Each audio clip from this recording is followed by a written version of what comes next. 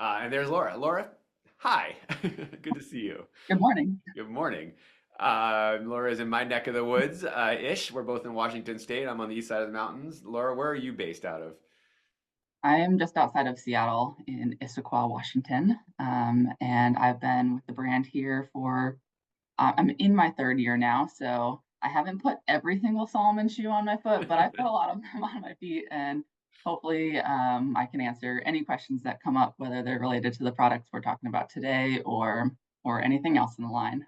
No, that's awesome. And I know you had the opportunity to go back to Salomon in France this past season and actually get a little bit more knowledge and sort of closeness to the brand. How was that experience? It was so fun. And not only was it my like first trip to Europe, but so cool to be in the place where Solomon was born, feeling connected to the history and the heritage, and also see just like new products that are coming down the line in the places that they're being developed and the trains that they're being developed for. So very fun and Yeah, exciting. the innovation center there must be fantastic. I mean, so much coming out Mm. of Solomon, and even they've moved some manufacturing into there to some like kind of really cool modern manufacturing techniques for these Yeah. runs. It's yeah, I'm jealous. I would love to go back and see some of that. It sounds amazing. Um, Well, I can't bring you to Annecy Design Center, but maybe we can bring some of the Annecy Design Center to the group here today. Let's So do it. All right. Well, let's talk a little bit just to kind of begin here of, from your opinion in looking at Solomon footwear, kind of what differentiates it in general? Like what is the 30,000 foot differentiator? And then we'll kind of get into some of the base or some of the, more focused differentiators. But, from standing way back out, how would you see Solomon as differentiating itself?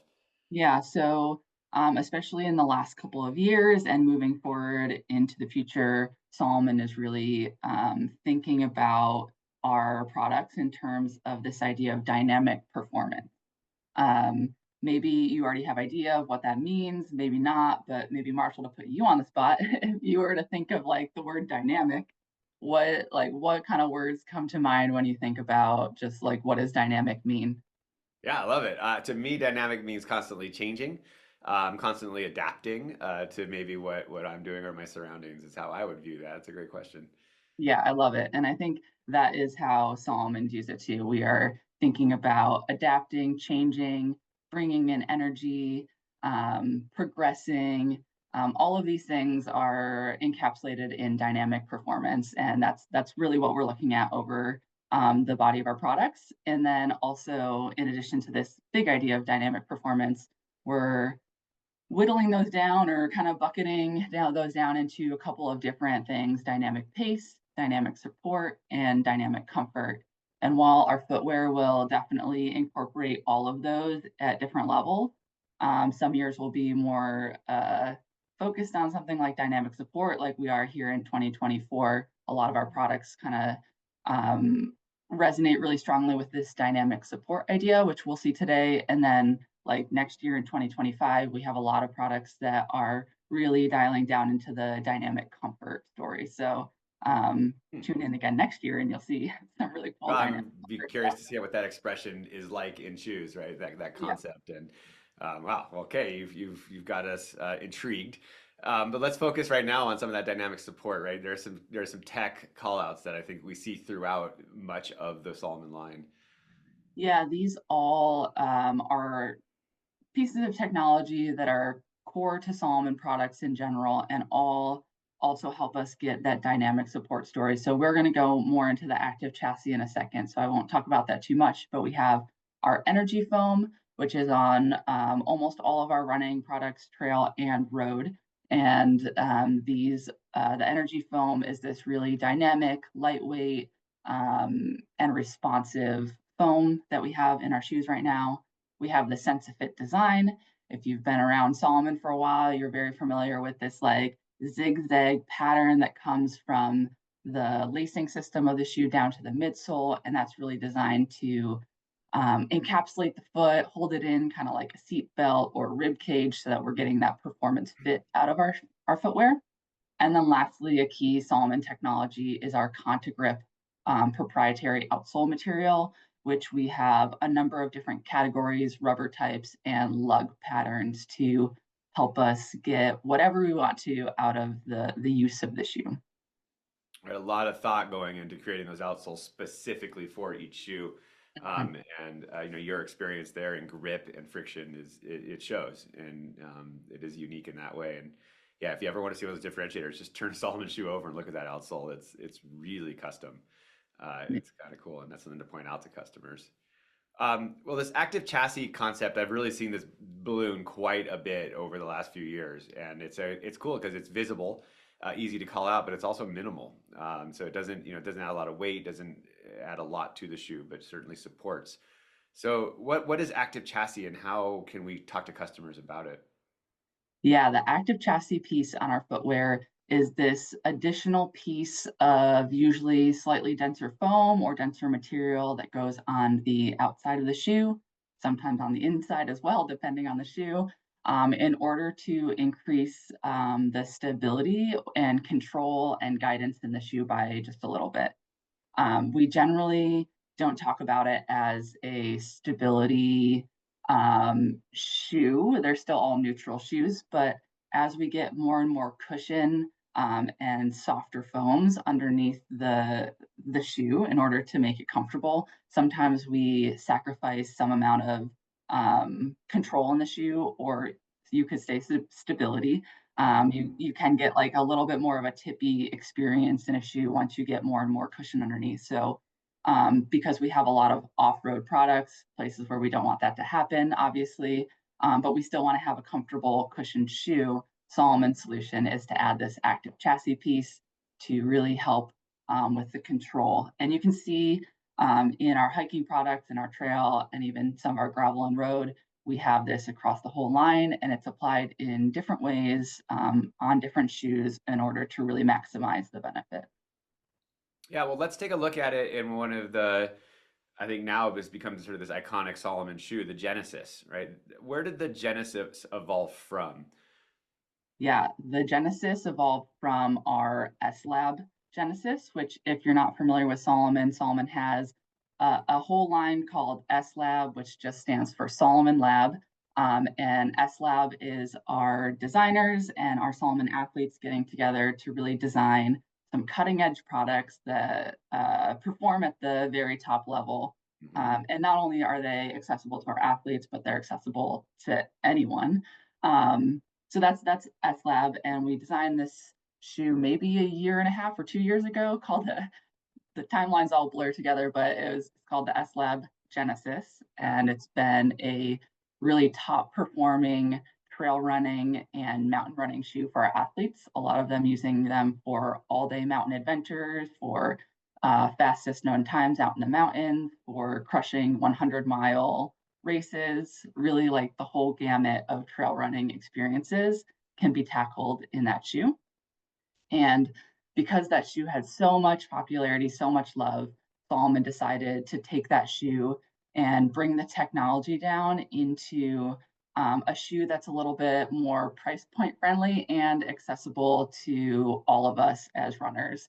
Maybe we're not crushing the course records on 100-mile races, but we want to use that same technology of durability, control and stability, cushion in a shoe that is good for all of us.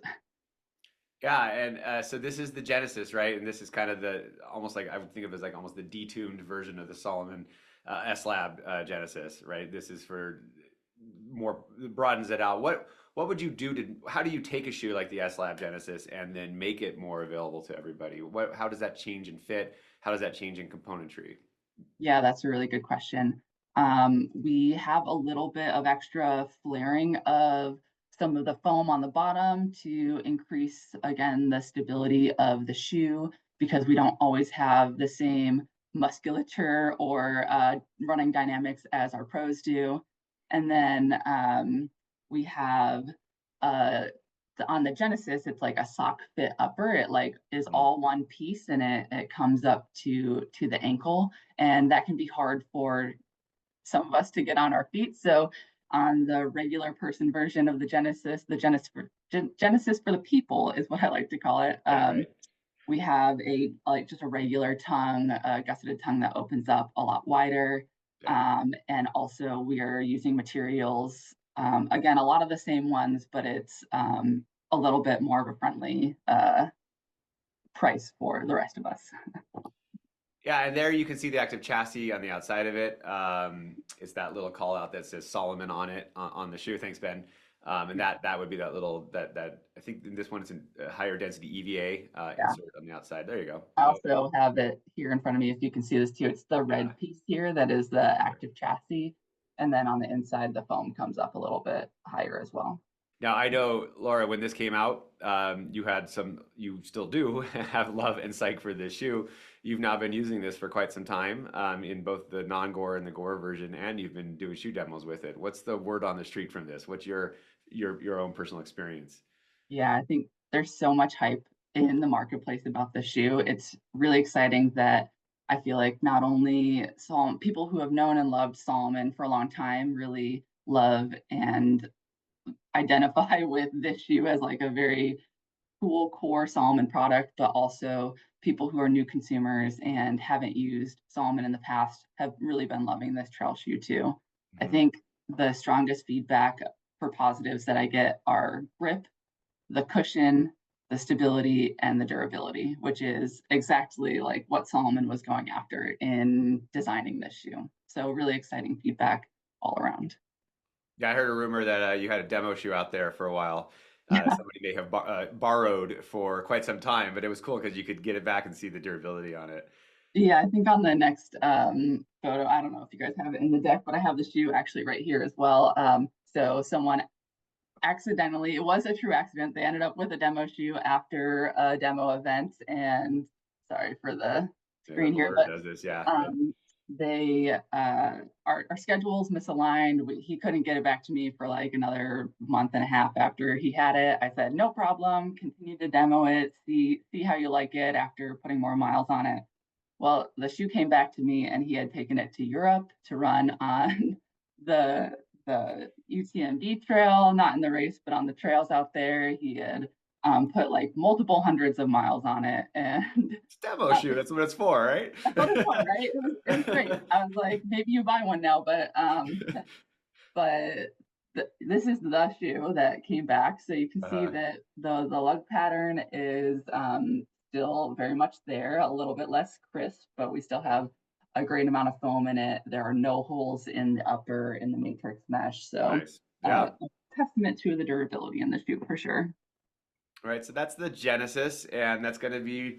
It sounds to me it's kind of like the trail running shoe for almost anybody. If it's going to fit your foot, if it fits your foot, you're not going to be disappointed in this shoe, and Definitely you not. take it out anywhere trail running and or hiking, as a lot of us are doing in our trail shoes as well.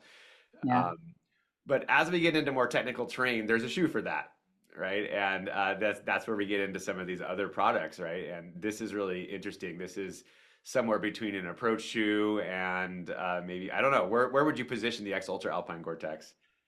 Yeah, the X Ultra Alpine Gore-Tex, as the name leads you to believe, is a part of our X Ultra line. So it's very much in our hiking range of products, Mhm. but with a little bit of a new flair to include some scrambling and light climbing abilities too. So again, if you're familiar with Salomon, you probably know the X Ultra. It's our largest selling hiking franchise. Um, that for a long time has been the top seller for us. And so this year, Salomon decided to tune that a little bit towards the climbing side of the range, but still make it a very comfortable hiking product. So on the bottom here, you can see that there's two different types of, well, two different colors of rubber. And this is our new Alpine Conta Grip, which is the stickiest and grippiest form of Conta Grip that we have um, designed so far. And in the toe region, you can see that we have like that maximum surface area, almost like suction cup type grip package. Yeah. But everywhere else on the shoe, we have lugs that are really great for climbing and descending so that you still get all of the grip that you want to in mixed terrain and when you're not just on the rock. So definitely a hiking shoe for comfortable climbing, for comfortable hiking. It kind of fits in both of those areas. Yeah, when it gets into that edging capability, then that black part over the toe. is kind of really give you that ability to feel confident on some of that more technical terrain. But then you have all those the great more traction oriented lugs for the rest of it for on the Hmm. trail. So here it is Yeah, in a mid, and then there's that middle component there, that orange part, right? That's sort of like that active chassis, but a little bit different. Tell us a little bit about that. yeah, we call that the edging chassis, and that is a piece of rigid more rigid when it interacts with a foam TPU plastic. Hmm. You see those horizontal cuts in the edging chassis, and what that is designed for is so that you can still, flex your foot appropriately from heel to toe, so you can take a natural stride in that, but it gives you more rigidity when we were talking about like side to side torsion of the shoe, and that really helps with the climbing capability of the shoe. A couple other pieces that help with like that technical climbing and scrambling is the lace application comes down further into the toe, and also that edging chassis goes right to the edges, and you see a more like 90-degree angle from the outsole to the midsole instead of kind of flaring out. So your foot is directly over the area that you're climbing on. Yeah, I mean, really geared towards that, getting into that technical terrain. We need to feel confident in that terrain. This will take us there, but then when you get into the terrain, it looks like you got confidence, and you've been able to take this out. This is you up in the Cascades, Yep, this is me out on some rocks on a sunny summer day here in Western Washington. right? Um, Shorts and t-shirt weather. exactly. So yeah, I had the opportunity to take out the low version out on some hikes and scrambles on the rock. And in addition to being a trail runner and a hiker, I'm also a climber. So I've had the opportunity to use lots of different approach shoes out there on rock. But I think what differentiates the X Ultra Alpine is its comfort in hike, in addition to its performance Mhm. on the rock. So had a really great time in the shoes, and they only come in a Gore-Tex version, which I think is a great application, especially in Western Washington where it's wet a lot of the time, whether you Yeah. plan on it or not. I mean, a day like this, right? You're gonna have really wet ground conditions in the morning. It's gonna be really dewy. And this is Guy Peak. I've done that trail out of the Alta parking lot several times, right? And it's brushy. It doesn't get brushed very often, and you're in a Yeah, lot of brush on the way up. Sometimes there's even a little creek running down the trail, and so it's really nice to have the Gore-Tex so your feet stay dry throughout that. Um, exactly. but nice to have the confidence. I've gotten up onto these rocks in just running shoes and been like, "Whoa, okay, maybe not." So. Um, all right, well, that's the X Ultra Alpine, and that comes in a low and a mid. So there are options there for folks who prefer a low, and for folks who prefer a little more protection with the mid. So that's a cool entry to the line. It's neat to see it and that be able to fold that into the X Ultra line for folks who really love that franchise. Hmm. Um, and next, I want to get into this category that you sort of brought to our attention that I hadn't heard about in shoes yet. It's been very popular in biking and really has grown. And out where I live, I have hundreds of miles of gravel roads, right? And I also have trails, but sometimes you just want to get out on a road. Um, and so this is a cool concept here, the gravel concept. Tell us about where this has kind of come from and why fill this hole. Yeah, as you said, this has been totally inspired by the gravel biking world where uh, you know, on the running side, you can have road shoes that perform great. You can have trail shoes that perform great. Sometimes you can use them kind of for the other thing, but why not also have a shoe that's gravel that performs just as well? And then you have options for every type of terrain that you want to go on. So um, for Salomon, gravel is this shoe that can go on the roads, but then can take you further, can go on more mixed terrain, and is exciting and again dynamic and supportive, and really can handle kind of whatever you throw at it on the roads. What makes a gravel shoe a gravel shoe? How is it different from a road? How is it different from a trail shoe? Great question. So this shoe just launched the DRX Defy Gravel this fall. And what we have is a very durable upper material, although it has a little bit more room in it, almost like some of our road shoes do. So it's not quite as locked down as some of our trail products are in the upper.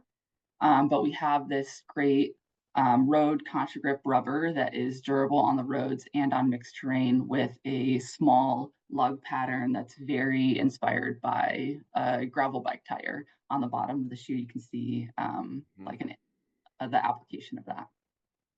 Yeah, the outsole is unique, right? It's unlike a trail shoe. It's not a full coating of rubber which you would need on a trail shoe, but it's different kind of gait pattern than you would see on a road shoe, right? This is a Mhm. really kind of cool, unique outsole, right? And even the way you've pointed the chevrons, right, at different points of contact, and when you're running down gravel to give you that confidence to not slip, because gravel can be slippery.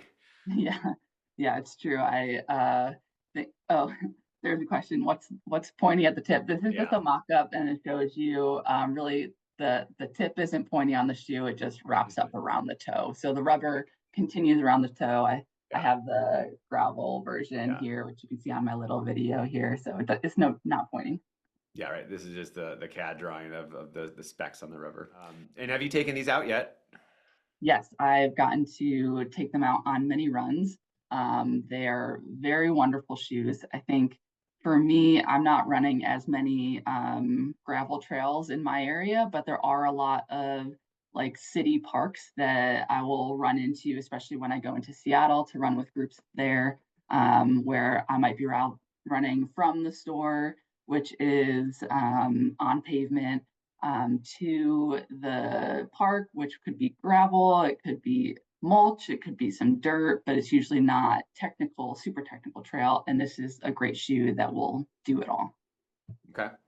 Right, yeah, for looking that it's not quite the road to trail shoe, but you can use it that way. And then really, but if you have folks who are running on gravel roads, it really does seem like the right optimal shoe for that. And I like that you sort of called out that it has a slightly uh, roomier upper as well, right? A little more space in the upper because you don't quite need that the technical point of Lock. contact between your foot and the trail.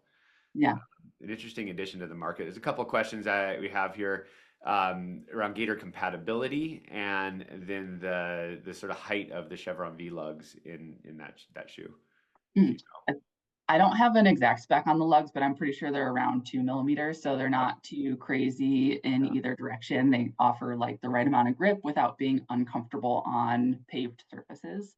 Hmm. And then as far as Gator compatibility, it doesn't have any like specific Gator um, points of compatibility that are extra added onto the shoe, but any like Gator that goes on a wide variety of shoes would also go on this shoe as well.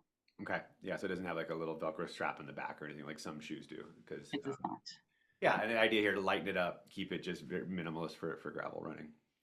And so, yeah, here's the three shoes we talked about, right? And I love these kind of comparisons because here you can really see the intentionality between a shoe designed for trail running, shoe designed for alpine hikes, alpine approaches, alpine scrambles, and then a shoe designed for just straight up gravel running.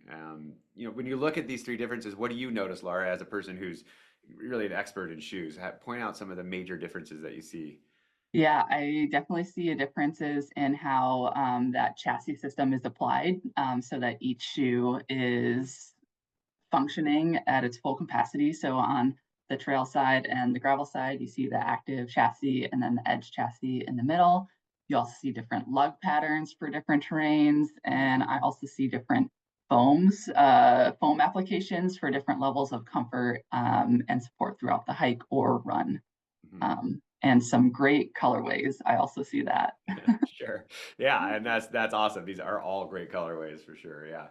Um, okay, well, that's the three we covered today: the Genesis, the Alpine, X Ultra Alpine Gore-Tex, and then the DRX Defy, which is not a Gore shoe, but there will be a Gore gravel shoe coming to the market in the next year. Is that right, Laura? That's correct. Yes. Okay, so we will have a gravel entry into that next year, or sorry, a Gore-Tex entry into the gravel market next year. Um, Before we kind of wrap up, I do want to comment on a little bit about care of shoes because we get asked this quite a bit. How do we care for Gore-Tex shoes? Is it different than non-Gore-Tex shoes? The answer is you should definitely care for your Gore-Tex shoes. And the reason this image comes up is because these are some scanning electron microscope images of dirt. these are dirt particles. And if you look at this, you can see dirt is quite sharp. And this kind of sand and grime and dirt particles are going to get into your shoe, whether they get in through the meshes, whether they travel up in through the cuff. These are going to get into the componentry of your shoe. And you can imagine then this sitting in there and then you taking 10,000, 20,000, 30,000 steps. This is going to start sawing at all the componentry in the shoe. And so we want to get rid of the dirt, right? I call this micro knives. We want to pull this out of the shoe before it starts to saw some of these sensitive parts apart. This will definitely increase the useful life of your shoe. This will keep the meshes from ripping. This will keep everything together. Additionally, it'll keep your shoe being optimally breathable.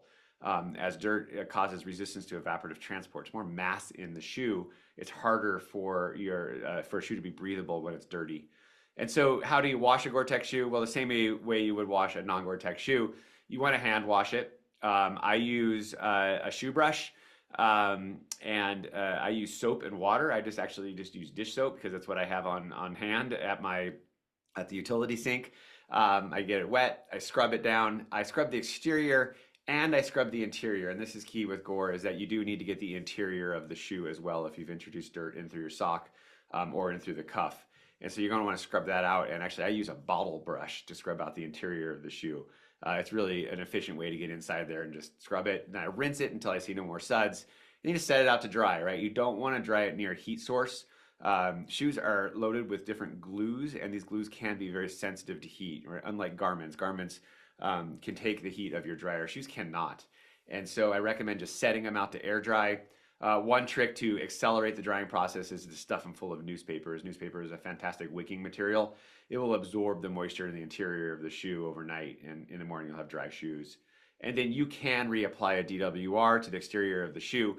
In this case, the DWR is not necessarily so the water beads up and rolls off.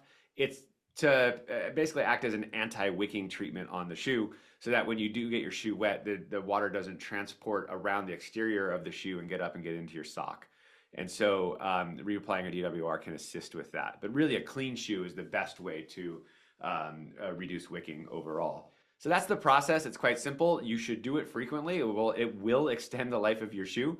Plus, it'll keep it looking good. And so we recommend a frequent wash cycle on your shoes to extend the life of it. And is it okay to put the shoes in the sun to dry? Kat asks, and absolutely, right? The sun is not going to hurt the shoe. Well, maybe Ben, who lives down in Las Vegas, maybe that Las Vegas sun, but probably not, right? Even those that is just can't quite get hot enough to really affect the shoe.